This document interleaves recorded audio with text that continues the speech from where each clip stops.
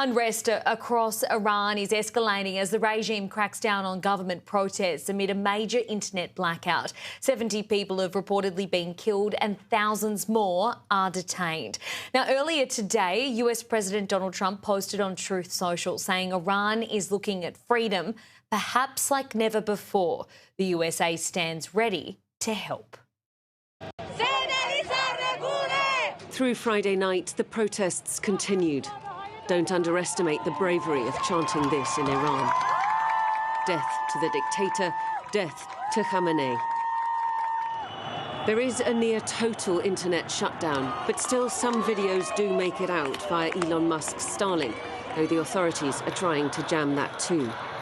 It limits what we know about what's going on and how people inside the country connect.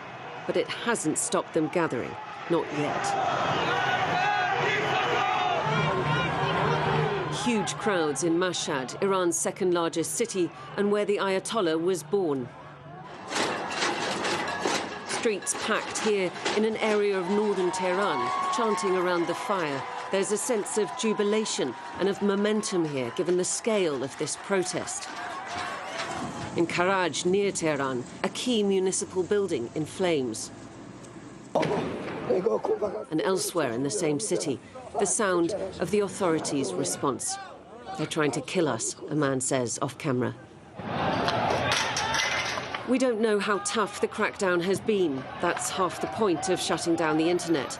We saw back during November 2019, if you remember those national uprisings, and that basically we saw a week-long internet shutdown, during which time the regime used the blackout to help them basically massacre protesters. Estimates are 1,500 protesters that we know of were killed during that blackout.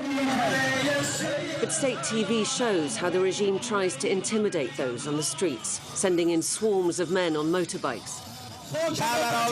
We will not give in to rioters. We will put them in their place, this man says. Our master is not Trump, another yells. We give our life for our master. We give our life for this flag. But the old pre-revolutionary flag is also making an appearance. And a figure from the past who wants to be a part of Iran's future. Reza Pahlavi, son of the former Shah, or king, who's been in exile in the US for most of his life.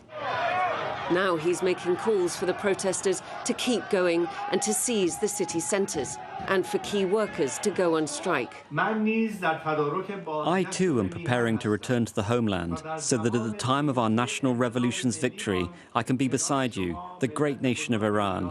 I believe that day is very near. It's not clear how much support Pahlavi has inside Iran, but cries of "Long live the Shah" and "the Shah for eternity" would have been unheard of before and will bolster his confidence.